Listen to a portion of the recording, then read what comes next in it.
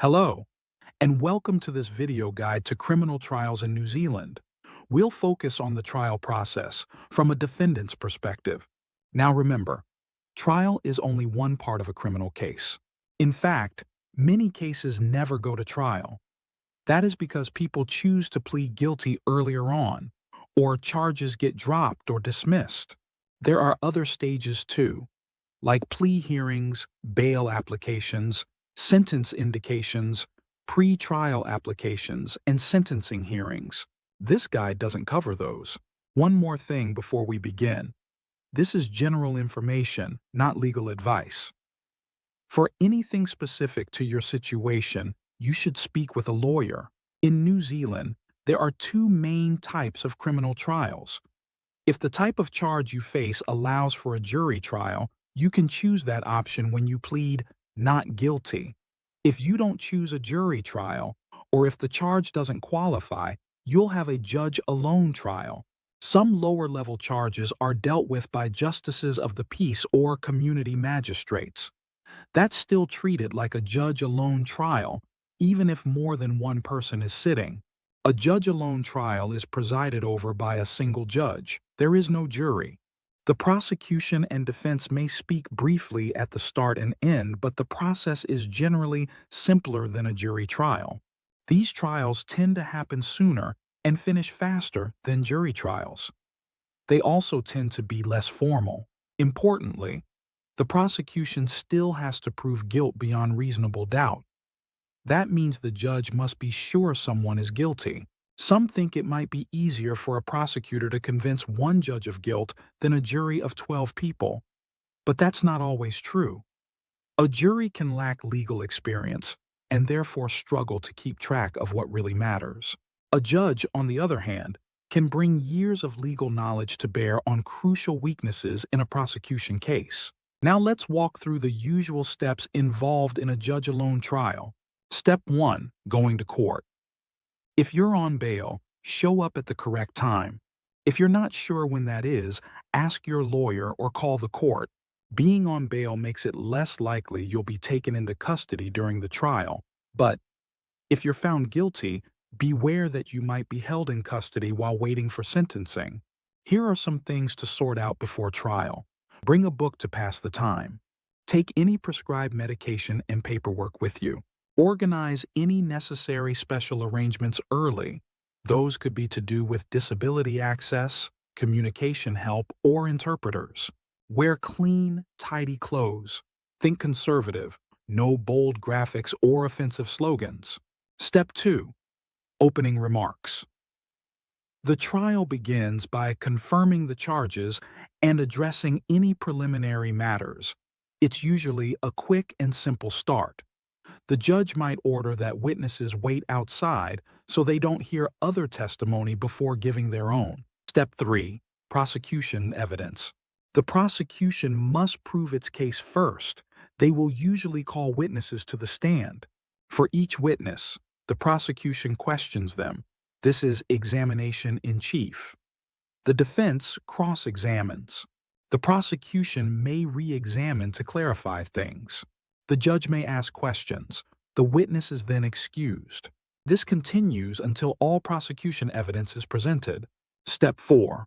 Possible dismissal. If the prosecution hasn't proved its case, the defense may ask the judge to dismiss the charge at this stage. Step 5. Defense evidence. As a defendant, you don't have to give evidence or call witnesses.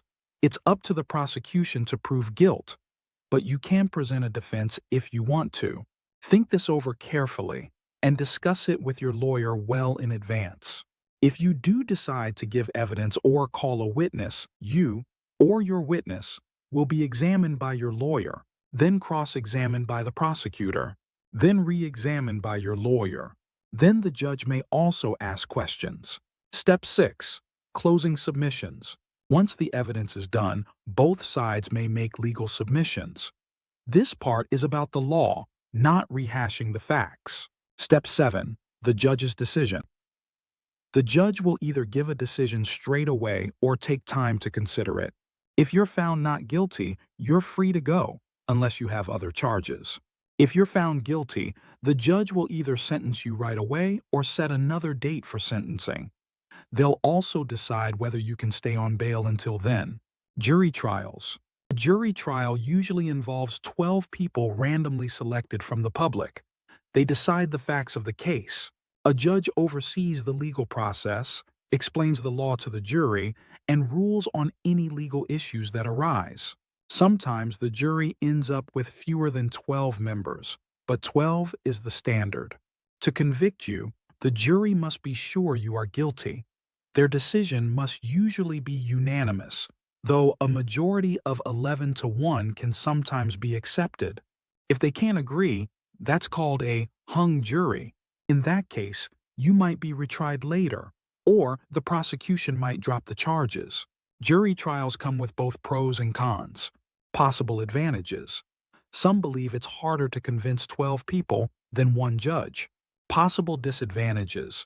Jury trials can take much longer to happen. Charges might be added or made more serious. Juries don't explain their decisions. Jurors might be swayed by bias or appearance, whereas judges are trained to focus only on the evidence. Jury trial process. Let's break it down. Step 1. Arrival and custody. You'll likely be taken into custody when you arrive to prevent any contact with potential jurors. Even if you're on bail, prepare before you come. Have childcare or pet care arranged. Park somewhere long-term. Bring medication and a book. Dress respectfully and conservatively. Let the court know if you need any special arrangements. Step 2. Jury selection. Once you're brought into court, jury selection begins. A larger group called the jury pool will be narrowed down. Both sides can challenge up to 4 jurors without giving a reason. Further challenges can be made for cause if there's a reason to believe a juror is biased. Once selected, jurors swear an oath or make an affirmation. Then they choose a foreperson who acts as spokesperson. Step 3. Arraignment. The charges are read out to you in front of the jury, and you respond not guilty, assuming you still want to proceed with your defense. Step 4. Judge's opening address. The judge explains the process to the jury. Step 5. Prosecution's opening. The prosecutor explains the charges and what they intend to prove. Step 6. Defense's opening, optional. A short statement from the defense might highlight key issues for the jury to consider. There will be opportunities for longer statements later. Step 7. Excluding witnesses. The judge may order witnesses to stay outside until it's their turn. Step 8. Prosecution evidence, just like in judge-alone trials. Each witness is questioned, cross-examined, and possibly re-examined. The judge can ask questions too. Step 9. Dismissal of charges. If the prosecution hasn't made its case, the defense may ask the judge to dismiss charges without sending them to the jury. Step 10. Defense evidence and opening address. If you present evidence as part of your defense, your lawyer may start with an opening address. Then you can call witnesses or testify yourself using the same process as the prosecution. Step 11. Closings and summing up. Both sides make their final arguments after all the evidence is completed. Then the judge sums up the case and explains the law. Judges may use a question trail document to guide the jury through their decisions. Step 12. Jury deliberation and verdicts. The jury then goes to deliberate. If they have questions, the judge may call them back into court to answer. Eventually, they return with a verdict. Guilty or not guilty. Not guilty by reason of insanity, or possibly no verdict at all if they are hung. If you're found not guilty, you are free to leave. If you're found guilty, sentencing may happen then and there, but more likely at a later hearing. The judge decides whether you stay on bail in the meantime.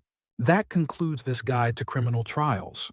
Thank you for watching. Please like and subscribe. Remember, if you're facing charges, please take care and make sure to get proper legal advice.